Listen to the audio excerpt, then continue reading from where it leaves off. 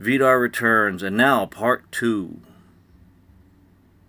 So now we continue to number 4. In his interview with Ben, Sam states, everything's ultimately about the brain, whether people have well-being or not. It all comes to how people are able to experience the world. Then in the interview, Sam drops the ultimate bombshell on himself. He remarks at the idea of the invention of a happy pill. Now, let's say we had a cure for sadness. We have a pill that perfectly cancels the feeling of grief.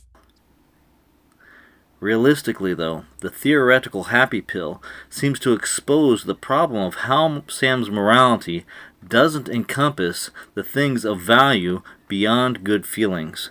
The idea of morality simply being to relieve people of all mental pain and suffering and have everyone in a utopian state of bliss. Biased by his field of neuroscience, he sees everything being about the brain. If we could really intrude in the brain, you are Right. thinking superstitiously, right? Moral thinking about the world, moral thinking, and by thinking it through or imagining things from other people, why it is certain minds are the way they are. Now, what it's like to have a human mind and of merely human minds. And based on the minds we have, given all the minds as they are, conscious mind, right? Every conscious mind as conscious entities and every possible conscious state. And there's neurological evidence, certain neurological of neurobiology, and it's all mental. It's all mental in the end. It's all a matter of consciousness and its content. Instead of a happy pill, let's make it a more realistic future and imagine a happy cyber implant. A cyber implant that makes a person no longer experience pain, suffering, or discomfort of any kind.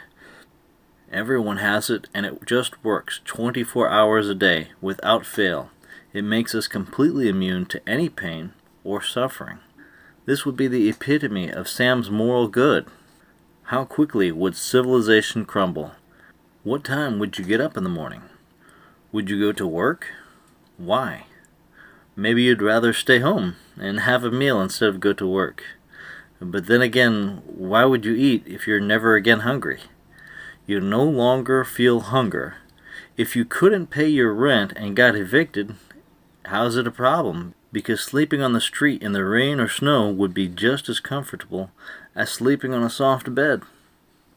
It's here we wreck Sam's morality and expose how it completely falls apart, because it shows the absolute absurdity of his moral good, that as Sam defines it, if the epitome of moral good were ever to be achieved, then it would surely lead to the destruction of mankind.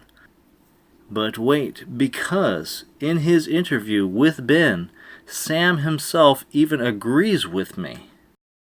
Our states of happiness are totally divorced from the reality of our lives, right? And our actual relationships and the conscious experience of other people. That would be a bad thing, right? And yet we're right to want to be anchored to reality in some sense. There are versions of brave, pure pleasure, brave new world futures where everyone's a heroin addict, perfectly medicated. That's not good. Yes, very good and very correct, but not according to the morality Sam has defined on being about the brain. He can't make those cases at all, not even 1%, because if being completely medicated and divorced from reality of our lives increases well-being, then according to Sam's own definition, it is morally good. So, in summary, I see the major failure of Sam's morality being that it doesn't recognize anything about the lineage of human existence. It doesn't recognize anything in regards to the past or future. It shares similarities to hedonism in that it only concerns itself with those in the present. Humans, like other animals, come from a long line of descendants, and it was the sacrifices of those descendants that made it possible for us to be alive today. We are genetic organisms, and we have genetic drives beyond that of pleasure-seeking and pain avoidance. To illustrate my point, here's a brief story of a species of spider called Stegodyphus Lineatus.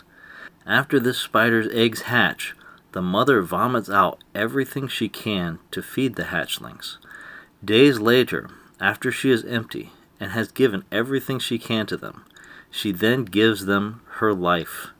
She provokes the new offspring into eating her. They then begin to liquidate and consume the last of their mother before going on to start their own lives. Humans will sacrifice, work, and save for offspring which do not even yet exist.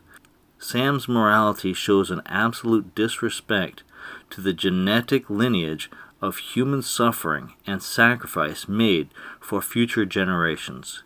He doesn't recognize that we aren't simply pleasure-seeking creatures. The key point is this: pain and pleasure are not an end unto themselves. They are only indicators in guiding us to our true purpose in life and recognizing that we do have a purpose in life. The purpose of generating a better future for tomorrow, that without this purpose we are lost as a species. That pain and pleasure are what drives us toward our purpose, even at the expense of our own lives. And in the absence of pain and suffering, humans would not exist. Thanks for viewing. To see my previous video series on Sam Harris and Donald Trump, I'll put a link in the description. As of 2019, I'm still working on releasing the guide, First Principles of Vidar. It will be released in 2020.